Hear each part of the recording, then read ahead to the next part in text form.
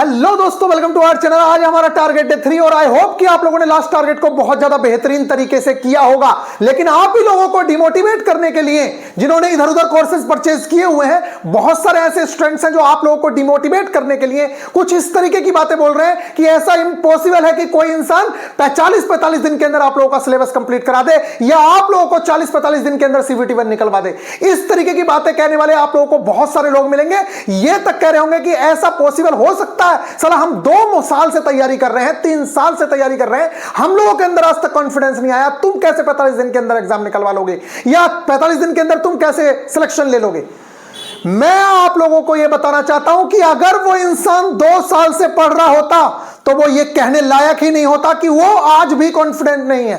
उसने अपने 2 साल बर्बाद किए हैं, उसने पढ़ाई की ही नहीं है। अगर कोई इंसान 2 साल जी जान लगा के तैयारी कर ले तो ऐसा हो ही नहीं सकता कि इस छोटे से एग्जाम को ना निकाल पाए। अरे ये छोड़िए, 2 साल के अंदर बच्चा CGL निकाल लेगा, बड़ी ही आराम से लोग PCS तक निकाल ले रहे हैं। अगर 2 साल कोई बच्चा अपनी जी जान लगा के तैयारी कर रहा है, उससे एक छोटा सा एग्जाम नहीं निकल रहा, तो बताइए आप उसने क्या पढ़ाई की है। और वो दूसरों को डिमोटिवेट करने के लिए आ रहा है, वो ये कह रहा है कि तुमसे एग्जाम नहीं निकलेगा।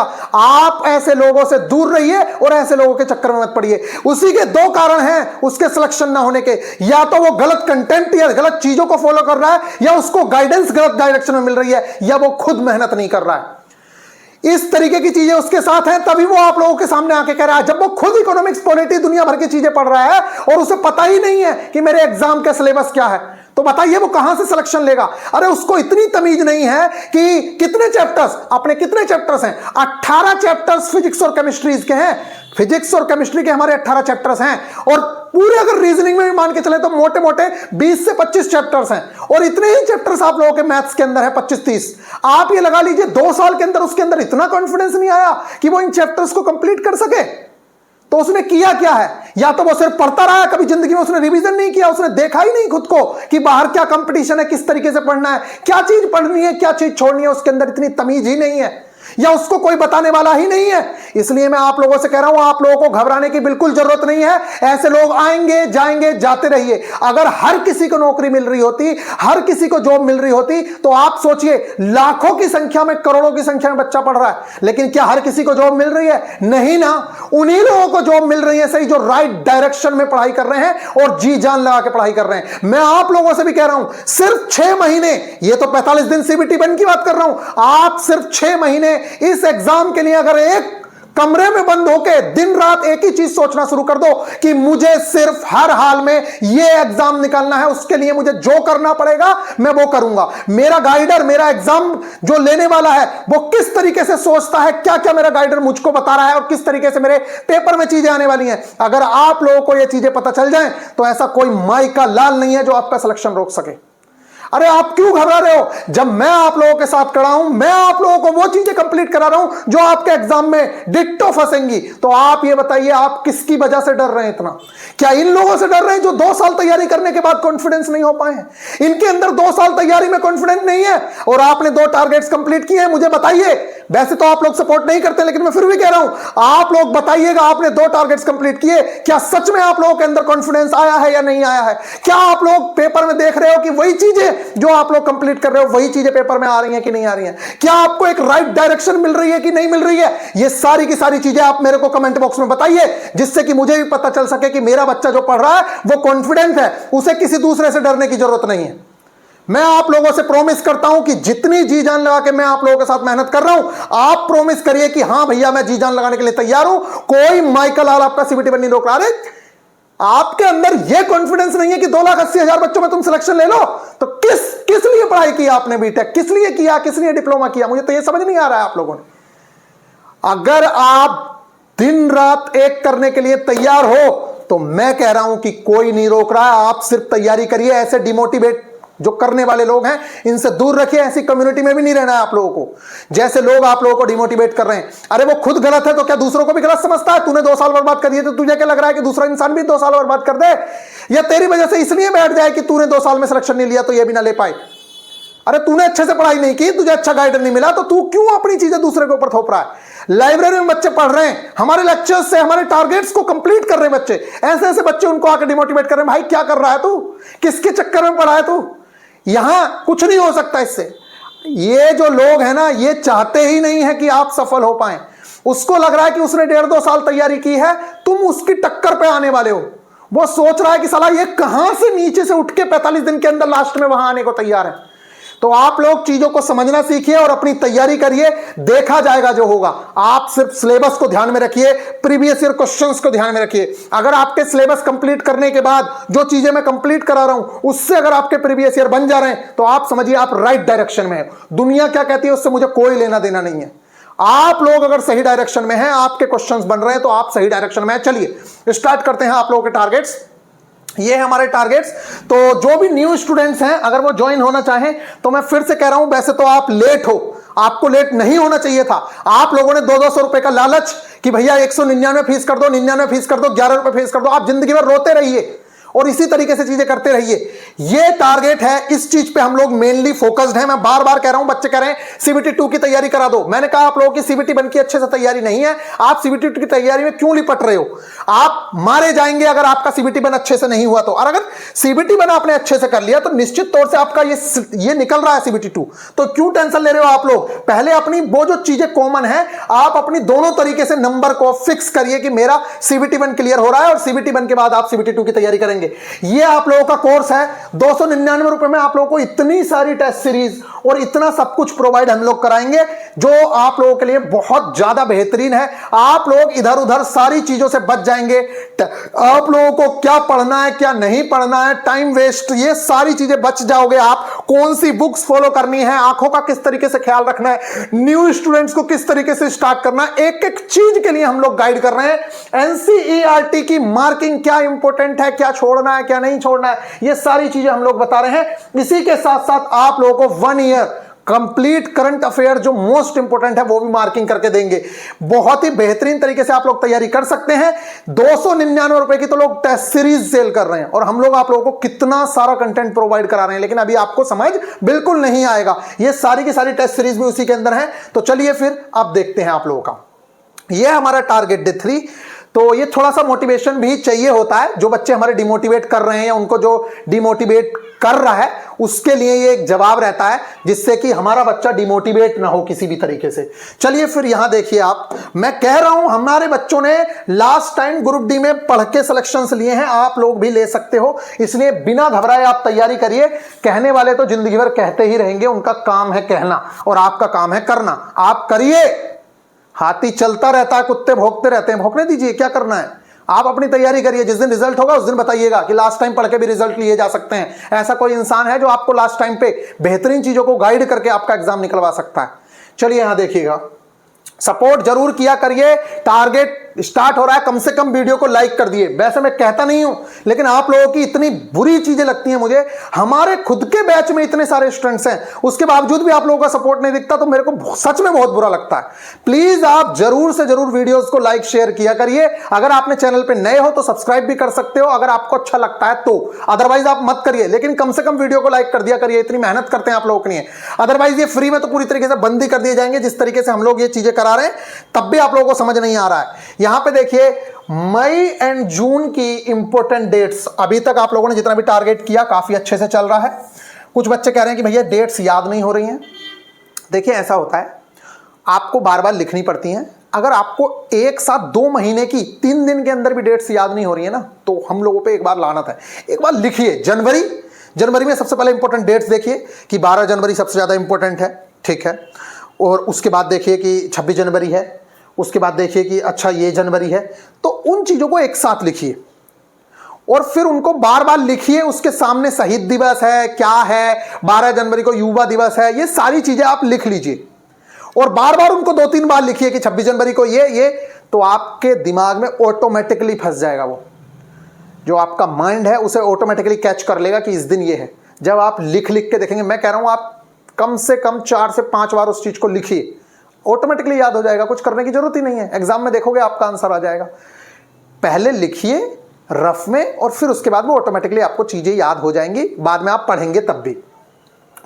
भारत एवं विश्व में प्रथम 2023-24। देखिए ये जो टॉपिक है, मैं आप लोगों को बताऊं, अगर जीके का सबसे इंपॉर्टेंट टॉपिक है तो वो यही है और इसके बाद लेटेस्ट नियुक्तियां। अब आप कहेंगे क्यों? बात यह है कि कोई भी काम पहली बार अगर होता है आपकी जिंदगी में, आपके साथ कोई भी काम पहली बार हुआ होगा, तो आपको वो चीजें याद होंगी या आपसे एक्सपेक्टेशंस की जाएंगी कि आपको वो चीज याद हो।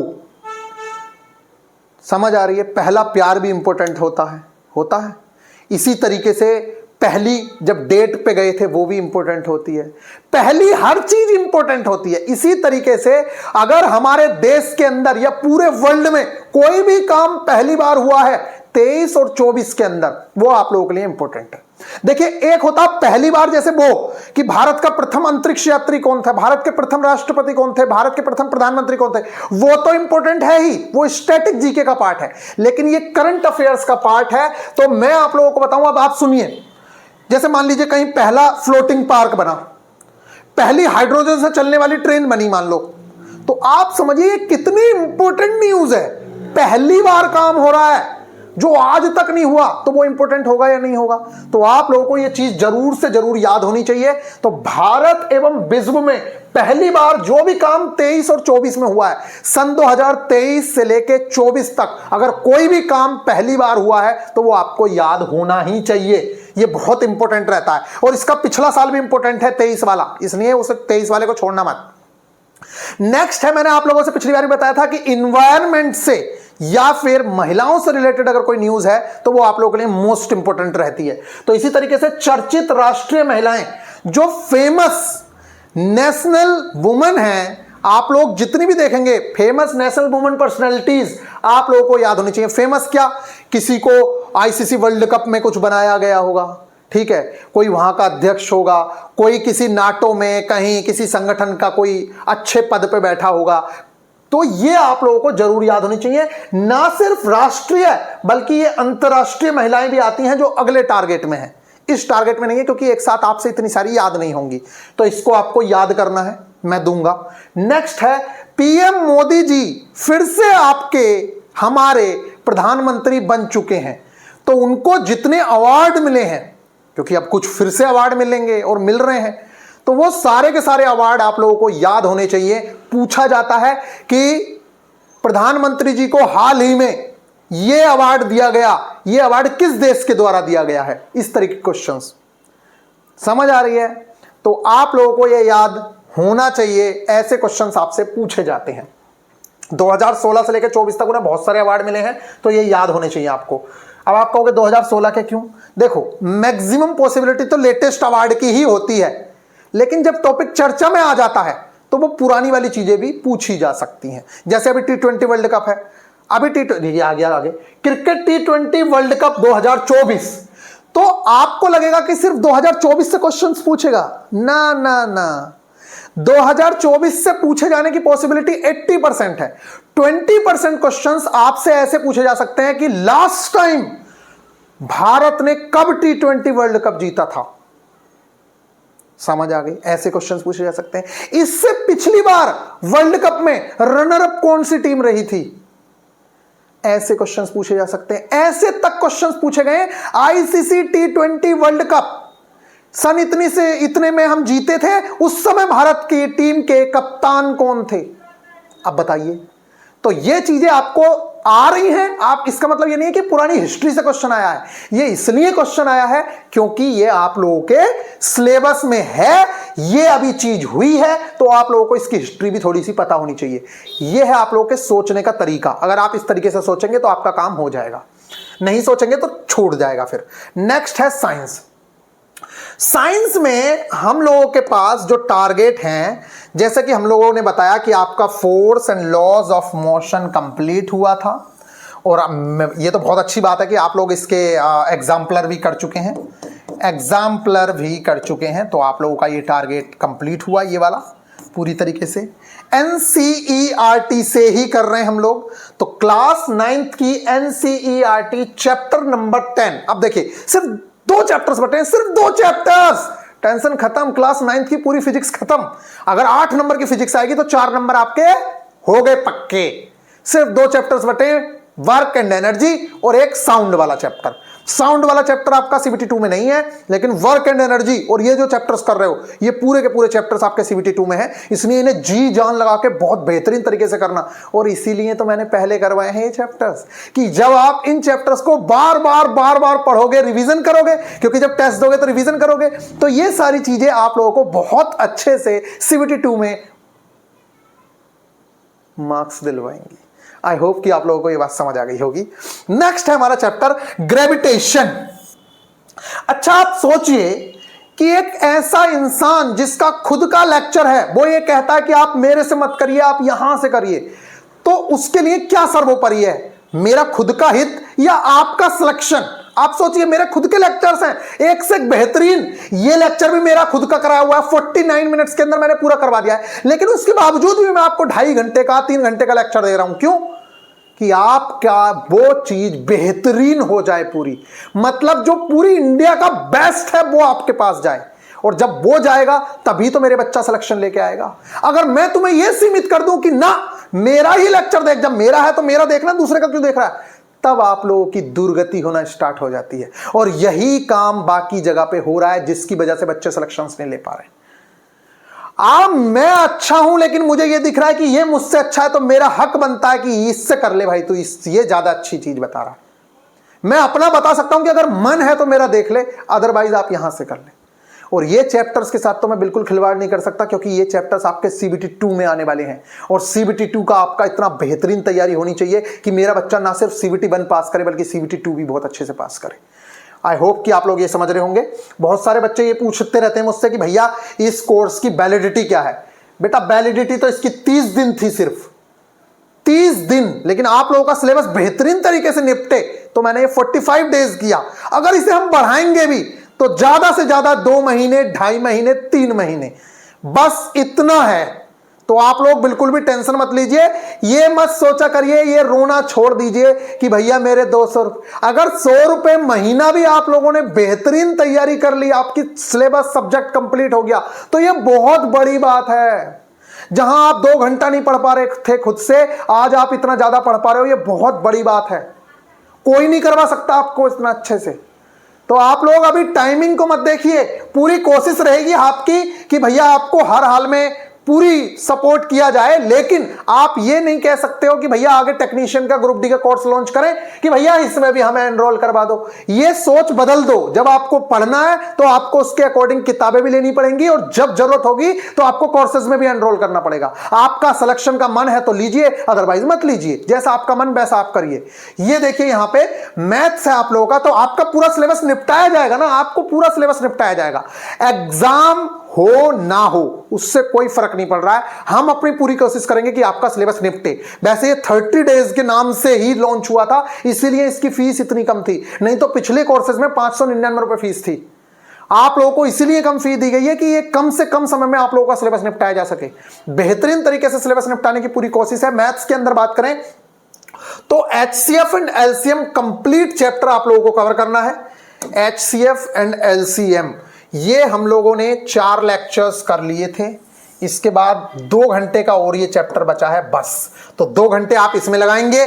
इसके बाद डेसिमल फ्रैक्शन, इसमें 2 घंटे आप लगाएंगे, और APGP सिर्फ 1 घंटे का चैप्टर है। मैं आप लोगों को बता दूं इसके लिए इंपॉर्टेंट क्या है। बस देखिए, डेसिमल फ्रैक्शन के अंदर सबसे ज्यादा इंपॉर्टेंट क्वेश्चंस हैं। वैसे डेसिमल और फ्रैक्शन एक साथ कर दिए हैं, तो देखिए सबसे ज्यादा जो क्वेश्चंस पूछे जाते हैं वो यही वाले पूछे जाते हैं।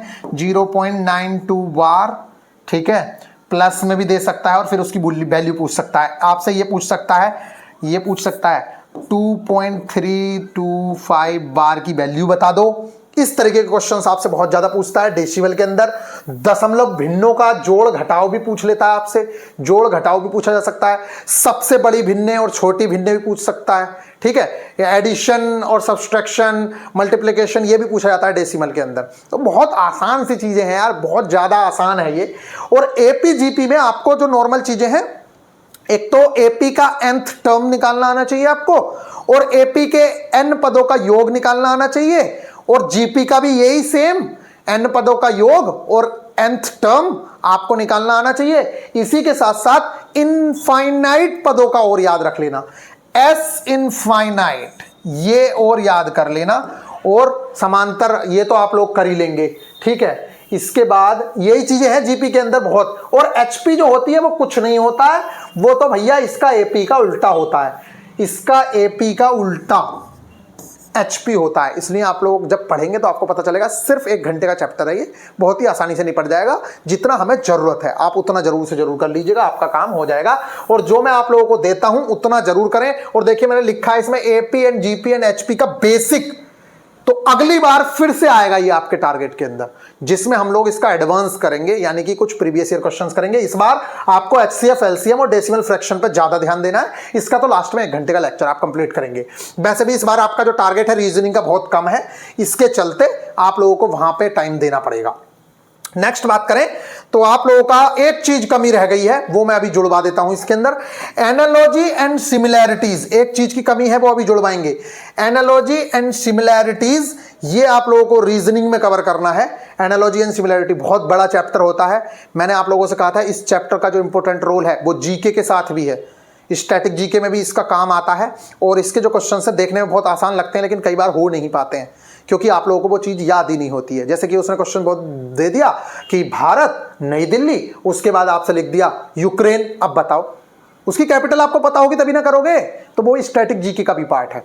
तो आप लोगों को ये चीजें याद होनी चाहिए, इसलिए इसकी जो थ्योरी वाला पार्ट है पहले उसको कवर करिएगा, फिर उसके बाद क्वेश्चंस करने पे लगिएगा।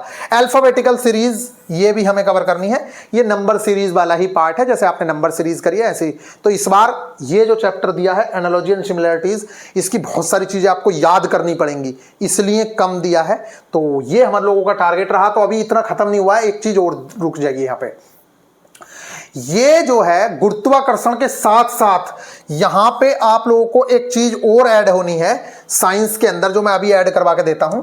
यहां पे लिखा जाएगा टिश्यू वाला जो चैप्टर है, ठीक है। ये अपना क्लास 9th की एनसीईआरटी की हमारी वो चल रही है ना, क्या चल रही है हमारी, बायो कंप्लीट हो रही है। तो हमारा जो टिश्यूज वाला चैप्टर है उसको हम कंप्लीट करेंगे। ये 6 चैप्टर है, यहां पे मैं लिख देता हूं class 9th NCERT chapter number, पहले जो चैप्टर नंबर आपने कवर किया था वो 5 था, ये है हमारा 6। और इसके बाद सिर्फ एक चैप्टर रह जाएगा बायो का, काम खत्म। तो इसका हाफ चैप्टर हम करेंगे। कितना करेंगे? सिर्फ हाफ करेंगे, कंप्लीट बिल्कुल भी नहीं करेंगे। तो हाफ चैप्टर हम कंप्लीट करेंगे। इस चैप्टर का नाम है ऊतक, ठीक है। और टिश्यूज करके है, यहां पे लिख सकते हैं, देखिए हिंदी में इसे लिखते हैं ऊतक, ठीक है। और यहां पे टिश्यूज, ठीक है। ये चैप्टर आपको कंप्लीट करना है, बहुत बहुत ज्यादा इंपॉर्टेंट चैप्टर है। आई होप कि आप लोगों को ये बात समझ आ गई होगी। तो अगर आप अभी भी नए हैं, आपको कुछ नहीं मिल रहा है, तो मैं बार बार कहूंगा BIP गुरुजी ऑफिशियल एप्लीकेशन पे जाइए। आप लोग जैसे ही आएंगे सारा कंटेंट इसमें है, मैंने इसमें बता दिया है। अगर कोई नया स्टूडेंट है जिसे कुछ भी नहीं मिल रहा है, उसके लिए मैं फिर से बता रहा हूं कि आप अपने कोर्स पर क्लिक करिए, चाहे यहां क्लिक कर लीजिए, ये आपका कोर्स है। व्यू कोर्स पे जाइए और व्यू कोर्स पे जाने के बाद यहां आप देखेंगे गाइडेंस सेशंस के अंदर सबसे पहले वेलकम वीडियो है, सारी स्टेजेस के बारे में बताया है कितनी इंपॉर्टेंट है। न्यू स्टूडेंट देख लो आपको सारा कंटेंट कहां मिलेगा। इस वीडियो को जरूर से जरूर आप लोग देख लीजिएगा अगर आप नए हैं तो, क्योंकि इस वीडियो में ही सब कुछ आपको बताया गया है। ALP स्टूडेंट्स अपनी आंखों का ख्याल कैसे रखें, इसमें कंप्लीट इंफॉर्मेशन आप लोगों को दी है आंखों से रिलेटेड। इसके बाद यहां पे आप लोगों का सिलेबस डिस्कशन दिया हुआ है, सॉरी ये 1 मिनट, ठीक है गाइज, यहां पे आपका पूरा सिलेबस डिस्कशन है। चौथा पार्ट भी आज अपलोड कर देंगे। और इसके बाद यहां पे टारगेट डेज वीडियोस हैं, टारगेट कैसे कंप्लीट करना होगा, टारगेट क्या होता है, कैसे कंप्लीट करना होता है, टारगेट डे 1, टारगेट डे 2, और इसकी PDF यहां पे मिल जाएगी। और अब 3rd टारगेट अपलोड होगा। इसी के साथ आपकी सारी टेस्ट सीरीज यहां पे हैं। जो जो चैप्टर कंप्लीट होता रहे सारे चैप्टर वाइज टेस्ट लगाते रहिए। साथ में NCERT के जो टेस्ट हैं वो यहां पे हैं। जो चैप्टर्स आपके कंप्लीट होते जाएं आप उनके टेस्ट यहां पे लगाते जाएं। जो जैसे force and laws of motion complete हुआ, मोशन कंप्लीट हुआ, ग्रेविटेशन कंप्लीट हुआ, इनके सारे के सारे टेस्ट आप यहां लगाते रहें। और इसी के साथ ये टेलीग्राम ग्रुप जरूर से जरूर ज्वाइन कर लें, क्योंकि इसी के अंदर आप लोगों का सारा कंटेंट है। आई होप कि आप लोगों को ये बात समझ आ गई होगी। तो मिलेंगे फिर नेक्स्ट वीडियो में। आप लोग अपना ख्याल रखें और वीडियो को प्लीज आप सभी लोग जरूर से जरूर सपोर्ट करें। अगर आप सपोर्ट नहीं करते हैं तो हमें बहुत बुरा लगता है, बिल्कुल मेहनत करने का मन नहीं होता है। ये आप लोगों का टारगेट है और इस टारगेट में ये आप लोगों के लास्ट टाइम फिर से बता रहा हूं, अगर आप नए हैं और जुड़ना चाहते हैं पूरे कॉन्फिडेंस के साथ, आप लोगों को मजा इतना आएगा कि लास्ट टाइम पे जैसे आप पढ़ नहीं पा रहे हो ना, इसके साथ जुड़ के, जो आप कभी रीजनिंग की बुक खोलते हो, कभी मैथ्स की खोलते हो, आप अगर यहां जुड़ेंगे तो आप बहुत ही बेहतरीन तरीके से एक बाउंडेड फॉर्म में कि ये वाली चीजें करनी है, इंडिया की बेस्ट फैकल्टी से अपना कंटेंट कंप्लीट कर पाएंगे। मिलेंगे नेक्स्ट वीडियो में, ख्याल रखिएगा, टेक केयर।